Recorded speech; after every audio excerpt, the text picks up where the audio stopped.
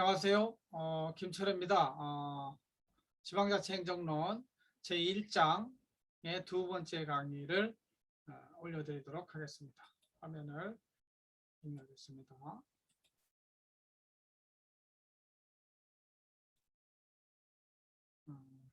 오늘은 시장, 정부, 공동체 새 제도의 장점과 한계를 살펴보는 시간입니다. 전 시간에 우리는 인간이 당면한 사회적 문제를 문제가 무엇이며 그것을 어떻게 해결하는가 가지고 이야기를 했는데 가장 쉬운 방법이 뭐예요? 돈으로 해결하는 겁니다. 그래서 우리는 황금 만능의 시대, 자본주의 시대를 살고 있습니다. 우리 문 밖에만 나가도 시장이 널려 있습니다. 편의점이 있고 음식점이 있고 가게들이 있습니다. 그런 것들 다 시장이라고 할 수 있죠. 나가지 않더라도 우리 집에서 인터넷만 키면 스마트폰만 키면 얼마든지 시장에 접근합니다. 문제는 돈이죠. 돈이 있어야 결제가 됩니다. 하여튼 그렇게 돈을 통해서 문제를 해결하는 시장은 어떠한 장점과 한계를 지녔는지 한번 검토해 보도록 하겠습니다. 시장이라는 개념을 만들어낸 사람은 물론 시장은 누가 만들어낸 개념은 아니고 원래 인간이 필요하기 때문에 어디에 가든 시장은 존재했습니다. 만들어냈다는 표현은 책에서 구체적인 책을 통해서 만들어낸 사람이 누구냐? 그 사람이 바로 아담 스미스라는 사람입니다. 아담 스미스라는 사람은 위대한 저술 두 개를 했습니다. 하나는 도덕감정론, 또 하나는 국부론. 그런 것입니다. 도덕감정론이 국부론보다 거의 20년 앞서서 쓰여진 글입니다. 그래서 우리는 국부론에 대한 이야기만 알고 경제학의 아버지 국부론, 도덕감정론에 대해서 관심이 적은데 여러분 기회가 되면 도덕감정론 책은 읽어보면 재미없어요. 재미없게 되어 있지만 그래도 요약된 도덕감정론의 이야기가 무엇인지 한번 살펴보셨으면 좋겠습니다. 그래서 간략하게 이제 설명을 드리면 아담 스미스는 뭐라고 이야기를 하느냐? 인간에겐 도덕 감정이 있다. 이 도덕 감정이 moral sentiment라고 할 수도 있고요. moral sense라고도 할 수 있습니다. 그러니까 성경으로 보면은 황금률의 골든 룰이라고 하죠. 골든 룰이 뭐냐면 남에게 피해를 주지 않는 선에서 자유롭게 행동하라 이거예요. 그리고 다른 표현이 내가 대접받고 싶은 만큼 그만큼 남에게 행동을 해라 이거예요. 이게 이제 성경에 나오는 황금률입니다. 네가 A만큼 대접받고 싶으면 그 사람에게 A만큼 해라.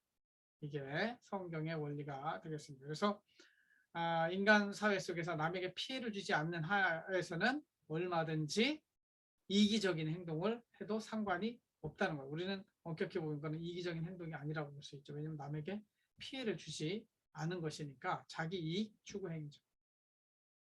그래서 이 인간의 도덕 감정이 있기 때문에 이 도덕 감정은 어떻게 나타나느냐? 이 머릿속에 항상 이 생각을 가지고 있는 것이죠. 누군가 impartial speculator, 즉 공정한 관찰자가 나를 보고 있다고 생각하는 거예요. 물론 이것도 성경적 관점으로 따지면 하나님이, 절대자 하나님이 나의 일거수일투족을 보고 계신다. 이런 관점으로 사는 것이죠. 그리고 저 사람도 나하고 똑같은 인간이다.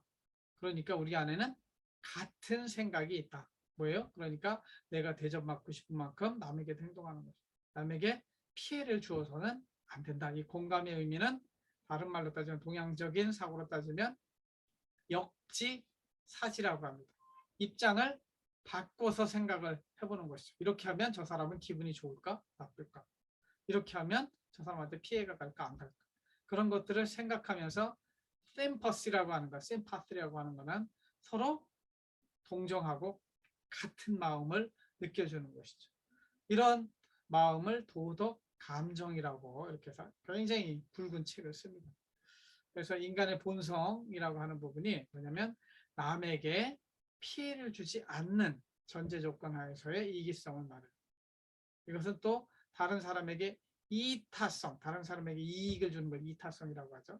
이타성을 포함한 이기성, 즉 윈윈 게임의 여지가 있다는 거죠. 인간들 안에. 그래서 맹자로 따지면 어떻게 보면 선한 본성을 이야기하는 거일 수도 있어요. 나중에 제가 인간의 본성에 대해서 또 한 강의를 합니다. 그리고 본질적으로 자신의 이익을 추구하는데 남에게 피해를 주지 않는 선에서 자신의 이익을 열심히 추구하다 보면 그것이 사회 발전으로 나아가는 것이죠. 이러한 자신의 이익을 추구한다는 전제 조건은 뭐냐면 자신이 노력해서 얻은 것은 내 것이다. 내 것이라는 그 주의가 뭐예요? 사유재산주의. 사유재산주의. 그러니까 내가 열심히 노력해서 얻은 것은 다 네 소유야. 그 소유권이라고 하는 것은 그 물건 또는 그 재산에 대해서 사용, 수익, 처분을 마음대로 할 수 있는 것이에요. 내 거 다른 사람 못 사용하게 할 수 있는 거죠. 사용, 수익, 처분을 마음대로 할 수 있는 권리가 사유재산권. 이 사유재산권 제도가 확립되어 있으면 사람들이 개인의 이익을 추구하되 다른 사람한테 피해를 주지 않고 열심히 자신의 이익을 추구해서 요 다음에 시장에서 바꿔 먹으면 우리 사회가 더 잘 사는 사회가 될 수 있다. 이런 이야기를 들어가기 전에 도덕 감정에 대해서 깊이 이야기한 게 도덕 감정론이라는 책이다. 이해하시면 되고, 그 다음에 국부론이라는 책을 76년에 씁니다. 여기는 뭐냐면 이 사람이 여행을 하고 돌아와요. 여행을 하고 여러 나라들을 여행을 하고 돌아보고 어떻게 하면 잘 살 수 있을까 고민하다가 인간 내부에 있는 이기심, 잘 살아보고자 하는 욕구죠. 잘 살아보고자 하는 이 욕구가 경제 발전의 원동력이다. 이걸 하려면 사유재산 제도가 보장돼야 되고 시장이 발달해야 된다. 왜냐하면 시장에서 바꿔먹을 수 있어야 되기 때문에 그 시장 경제의 원리는 뭐냐면 이 가격을 통해서 서로 필요한 것을 바꿔치기 하는 것이죠. 그러면 이 바꿔치기 할 수 있는 이 시장이 형성이 되면 사람들은 내게 필요한 모든 것을 다 만들지 않아요. 내가 잘할 수 있는 것 특화해서 전문화해서 그것을 하고 나머지 필요한 것들은 어떻게 해요? 시장에 가서 돈 주고 바꿔 먹으면 된다는 것이죠.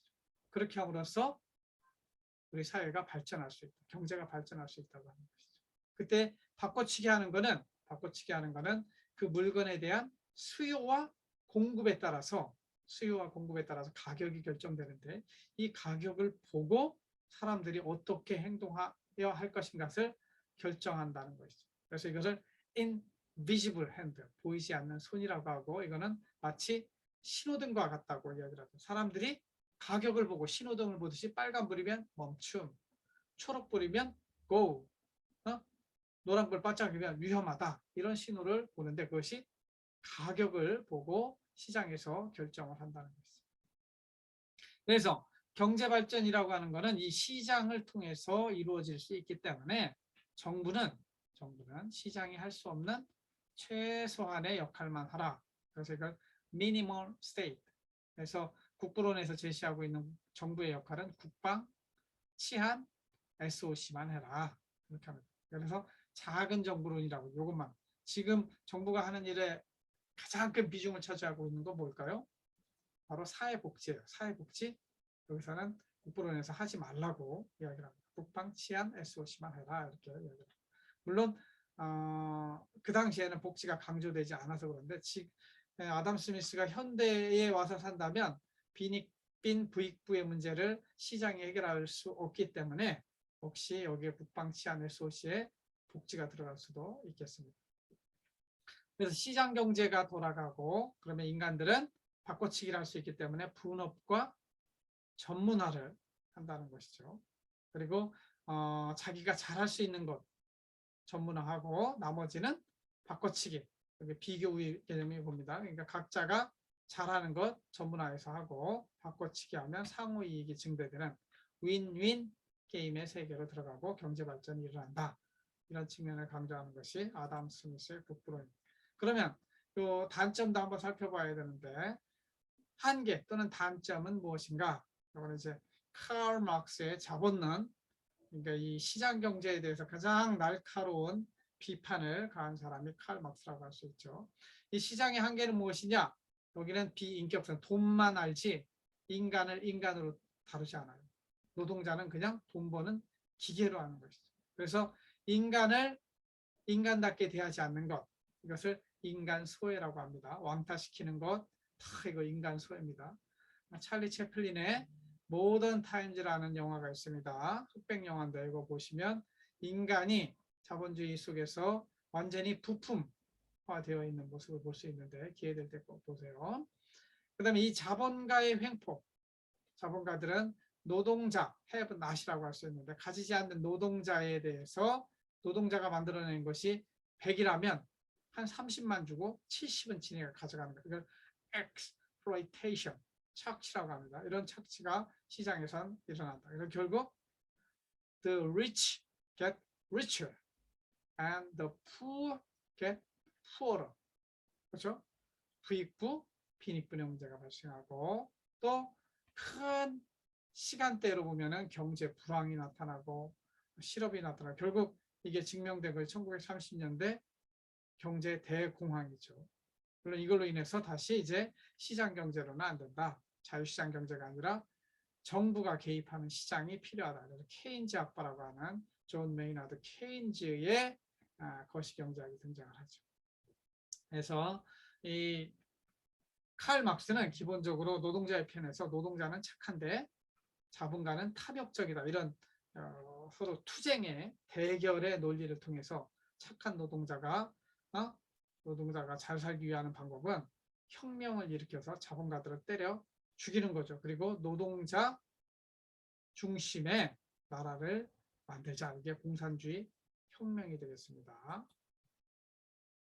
네, 자세한 내용은 이제 공공경제론 시간이라든가 이런 때 더 살펴봤기 때문에 여기서 멈추고, 그 다음에 이러한 시장의 한계 때문에 인간은 정부를 만들었다고 볼 수 있는데 이 정부의 장점과 한계는 무엇인가? 이것도 간략하게 살펴보도록 하겠습니다. Government, 또 책에 나오는 거는 로크입니다. 저희 영국의 신사를 대표하는 사람이죠. 저는 이 사람을 좋아합니다. 그래서 the first and second treatise of government. 그러니까 로크의 정부론입니다. 정부는 어떤 장점을 지녔을까요? 시장이 실패하는 원인, 공공재, 외부효과, 정보비대칭, 독점의 문제를 강제력을 통해서 시장 실패 문제를 치유할 수 있습니다. 그리고 시장 상태는 정부가 없는 무정부 상태라고 할 수 있는데 시장은 무정부 상태는 약육강식의 세상입니다. 토마스 홉스는 이것을 뭐라고 하냐면 만인 대 만인의 투쟁 상황이라고 하고 있어요. 이럴 때 질서가 필요하죠. 갈등을 해결할 필요가 있죠. 그러려면 공권력이 필요한 거죠. 그렇기 때문에 경찰이 필요하고 법원이 필요하고 또 해외로부터의 외적이 침입하는 걸 방지하기 위해서는 국방이 필요한 것이죠. 이것뿐만 아니라 빈익빈 부익부의 문제를 해결하기 위해서는 부자들에게 더 많은 세금을 걷어서, 세금 걷는 건 강제적으로 걷는 겁니다. 강제로 걷어서 가난한 사람들한테, 억울한 사람한테 나눠줘야죠. 이것이 누진세 제도와 사회복지제도라고 할 수 있습니다. 그리고 정부는 경제 불안과 실업이 발생했을 때 적극적으로, 이때 미국의 루즈벨트가 했던 정책을 뭐라고 그래요? 뉴딜 정책이라고 하죠. 문재인 정부도 이걸 이어받아가지고 디지털 뉴딜, 그린 뉴딜 이런 이름을 붙이고 있는데 사실은 그 뉴딜 정책이 전적으로 성공한 정책만은 아니에요. 하여튼 이런 대공황을 극복하는데 나름 의미 있는 그러한 정부의 경제 정책을 할 수 있다는 것도 정부의 장점이 되겠습니다. 반면에 정부는 많은 한계를 지니고 있습니다. 그래서 government failure, 정부 실패라고 부르죠. 대표적인 학자가 거든 털럭이라는 사람입니다. 그래서 이 정부는 강제력을 지니고 있기 때문에 강제력이 있다는 얘기는 국민의 기본권 또는 자유가 침해당하는 것이죠. 여러분 군대 가기 싫은데 자유롭지 못한 군대 생활 18개월을 해야 되잖아요. 그죠? 내가 열심히 해서 번 돈에서 세금 내기 싫은데 다 내가 쓰고 싶은데 평균적으로 한 30% 세금을 내야 돼요. 100만 원 벌면 30만 원 강제로 세금으로 떼겨가는 것이죠. 그래서 원하지 않는 선택을 해야 되는 상황이 온다는 것이죠. 두 번째, 정부가 시장 실패를 해결할 수 있다고 했는데 정부는 사실은 그 해결책을 몰라요. 무시한 거죠. 우리가 지금 겪고 있는 부동산 문제를 보세요. 문재인 정부가 잘하겠다고 정책을 25개, 6개 막 내놓죠. 그 문제를 해결했습니까? 무지한 인간들. 무지한 인간들이 정부 안에 들어가 있으면 오히려 문제를 더 악화시키는 것이죠. 이런 정부의 문제가 있습니다. 그리고 정부는 강제력을 지녔기 때문에 이 강제력, 권력이죠. 권력을 통해서 스스로 자신의 이익을 추구하는 경향이 많습니다. 저는 이번 정부, 문재인 정부 때 태양광을 엄청 산을 깎아내리고 다 줬습니다. 거기로 정부 돈이 흘러간 거예요. 그것이 뭐냐면 정부 강제력으로 예산권을 통해서 그쪽에 돈을 흘려보냄으로 인해서 그쪽 관련된 사람들이 돈을 벌게 만드는 것이죠. 이런 행위를 rent seeking activity, 그래서 지대 추구 행위라고 그러는데 이러한 공무원의 도덕적 해이, 부패가 발생할 수 있는 거죠. 이런 것들을 다루는 영역이 공공선택론 또는 정부 실패론이 되겠습니다. 그래서 이 정부는 나름대로 장점도 있지만 한계도 있다. 시장도 장점이 있지만 한계도 있다. 그래서 우리의 논의는 어디로 가냐면 공동체로 가는 거예요. 시장이 해결하지 못하고 정부가 해결하지 못하는 그 문제에 대해서 좀 어떻게 하자? 그럼 우리가 스스로 자발적 공동체를 만들어 좀 해결할 수는 없겠느냐. 근데 여기도 장점이 있는 반면에 또 한계도 있다는 것이죠. 그러면 자발적 공동체란 무엇인가? 자발적으로 공동체를 만들어 사회 문제를 해결한다. 그러니까 자발적으로 만들어진 공동체를 말해요. 문제는 뭐냐? 시장과 정부가 해결하지 못하는 다양한 문제, 우리가 겪고 있는 실업의 문제, 안전의 문제, 취미생활의 문제, 소극적인, 적극적인 문제, 뭐 이런 것들이 다 있습니다. 그러니까 시장과 정부가 하고 있다 할지라도 사회복지 같은 게 대표적입니다. 정부가 하고 있을지라도 공동체 경제를 통해서 더 잘 해결할 수 있는 문제가 있다는 것이죠. 저는 시장이 잘할 수 있는 거는 시장에 맡기고 정부가 잘할 수 있는 거는 정부가 하도록 맡기되 시장과 정부가 잘 못하고 있는 영역을 일로 가져오자는 거예요. 그래서 저는 시장을 반대하는 것도 아니고 정부를 반대하는 것도 아닙니다. 시장은 시장대로의 역할이 있고 정부는 정부대로의 역할이 있고 또 공동체 경제는 공동체 경제의 역할과 영역이 있다는 것이죠. 이런 시장, 정부, 공동체 경제가 있음에도 불구하고 본질적으로 개인의 문제 있잖아요. 어떤 결단의 문제, 연애하는 문제 이런 것들은 누구도 해결해 주지 못해요. 고독한 개인이. 여러분들이 성인이 된다고 하는 거는 스스로 고독한 시간에 그래 결심했어. 그 결심하고 책임을 지는 이 문제는 순수하게 개인의 문제라고 볼 수 있습니다. 이러한 문제, 시장이 해결하지 못하고 정부가 해결하지 못하는 그 문제에 공동체는 자발적인 참여로 만들어진 결사체를 만든다. 우리 역사에도 여러분 역사책에 둘의 공동체가 있었고 품앗이도 있었고 6.25 선비들이 만든 향약도 있었고 뭐 이렇습니다. 이런 것들도 다 우리 전통 안에서도 공동체를 스스로 만든 거죠. 왕이 만든 거 아니에요. 마을 중심으로 스스로 만든. 이 안에 특징은 뭐냐면 공동규약을 만들고 회비를 내게 하고 또 규약을 위반한 자에 대해서는 처벌을 할 수 있는 그런 규정을 가지고 있는 것이죠. 그래서 대표적인 자발적 참여로 만들어진 결사체가 뭐냐면 협동조합이라고 볼 수가 있어요. 물론 돈을 벌기 위해 만든 그 기업, 주식회사도 공동체라고 볼 수 있습니다. 돈을 벌기 위한 공동체니까요. 주주들의 공동체죠. 그러나 제가 말하는 이 협동조합과 이 공동체의 차이는 뭐냐면 기업의 차이는 기업은 주주 중심의 주주총회에서도 투표권이 주주당, 일주당, 주식 소유당 투표권을 행사합니다. 그럼 협동조합은 사람 중심이기 때문에 출자금이 얼마든 간에 1인 1표를 행사하게 되어 있어요.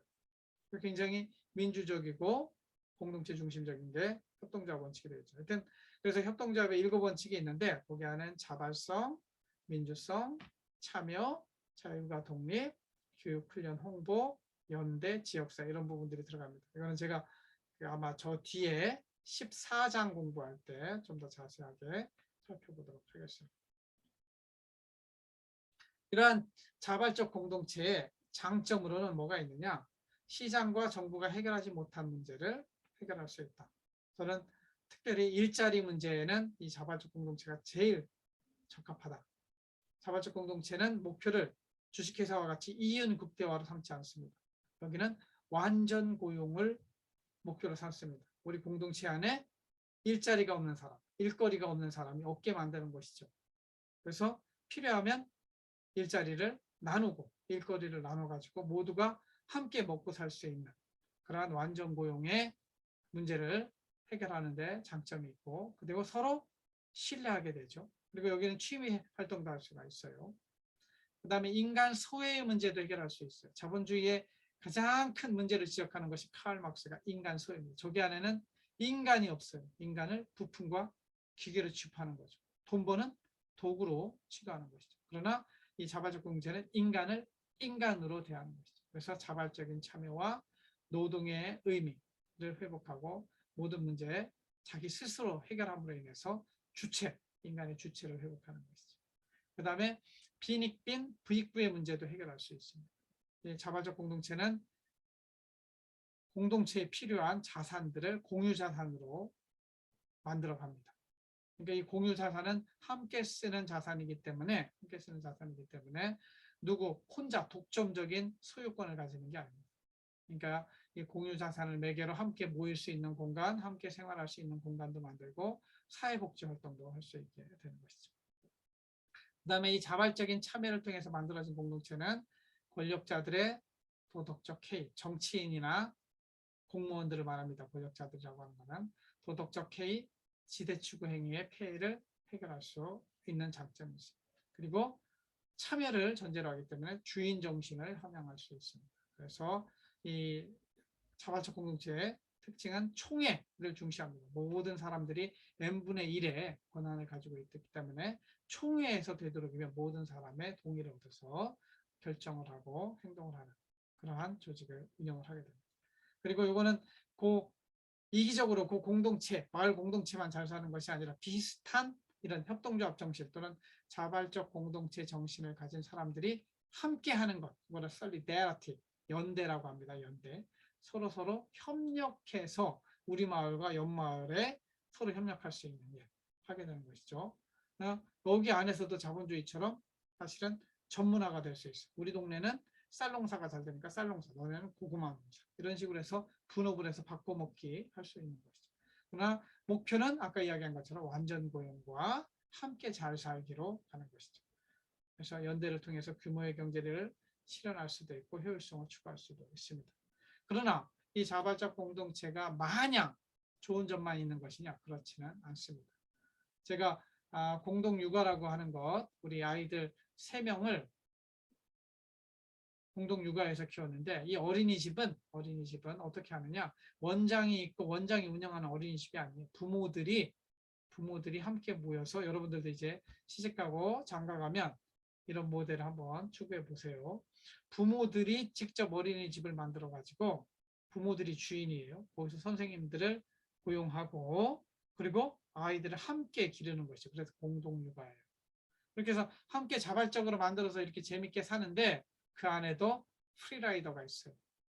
누군가는 굉장히 희생적으로 열심히 일하는 반면에 어떤 인간은 기회를 보고 탁탁 치고 빠지고 자신의 이익만 추구하는 그런 인간들을 무임승차자라고 하는데 구성원 중에 착한 사람만 고생하는 경향이 있어요. 이 안에도 도덕적 해이가 있다는 것이죠. 그리고 자발적 공동체 활동을 해보니까 기업 조직에 비해서 전문성, 기술력이 좀 떨어질 수 있어요. 왜냐하면 자발적 공동체는 어떤 문제에 부닥치면 우리 스스로 이 문제가 왜 발생했는지 배워서 천천히 해결하게 돼요. 전문성을 가진 변호사라든가 회계사라든가 이런 사람들이 촥촥촥촥 돈 주고 하는 것보다는 느리죠. 그렇지만 이거의 장점도 있습니다.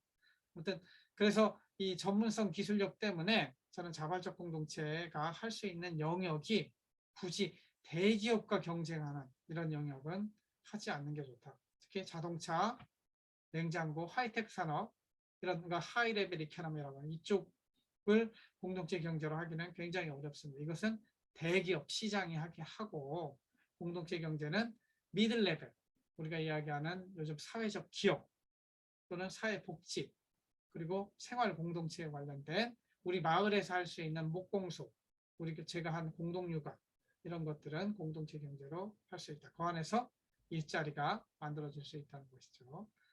그리고 사회복지가 좀 잘 실현되려면 물론 공동체를 통해서 할 수도 있지만 어떤 경우에는 강제력을 기초로 한 공무원이 하는 것이 더 나을 수도 있다는 것이죠. 그리고 자발적 공동체는 참여와 민주성을 강조하는데 이것이 동전의 양면과 같아서 장점도 있는 반면에 이런 참여와 민주성, 즉 전원일치로 결정을 하는 문화를 만들어갈수록 늦어지는 거죠. 의사결정이 늦어질 수도 있고 그리고 이 협동조합이 커지면 공동체가 커지면 여기 또 권력자들이 생겨요. 대전에 있는 농협, 축협 이런 것들도 보면 너무 커져버려가지고 꼭대기에 그 농협 이사장 선거할 때 맨 권력 싸움이에요. 정치인하고 똑같은 그런 문제가 발생하는데 이게 상부 구조가 권력화되면 그 안에서 또 도덕적 해이, 공무원, 권력, 정치인과 같이 지대치구 행위의 폐해가 발생할 수 있다는 것이죠. 그래서 제가 이 맨 마지막 시간에 공동체 자체의 비전에 대해서 이야기하는데 저는 모든 걸 공동체로 하자는 거 아니에요. 각각의 영역이 있다는 거예요. 시장이 할 영역, 정부가 할 영역, 공동체가 할 영역이 있는데 우리가 지금 시장이 못하고 정부가 못하는 그런 영역을 찾아내서 그 영역만큼은 자발적 공동체를 통해서 하자 하는 입장이 되겠습니다.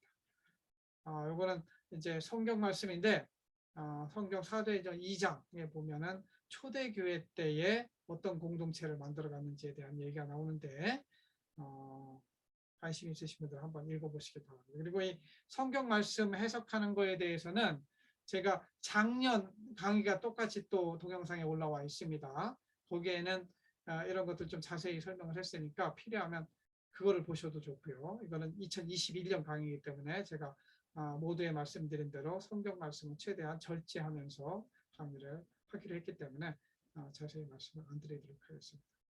그래서 제 1장 인간은 사회적 문제를 어떻게 해결하는가에 대한 두 번째 동영상 강의를 마치도록 하겠습니다. 들어주셔서 감사하고 수업 시간에 또 만나도록 하겠습니다. 감사합니다.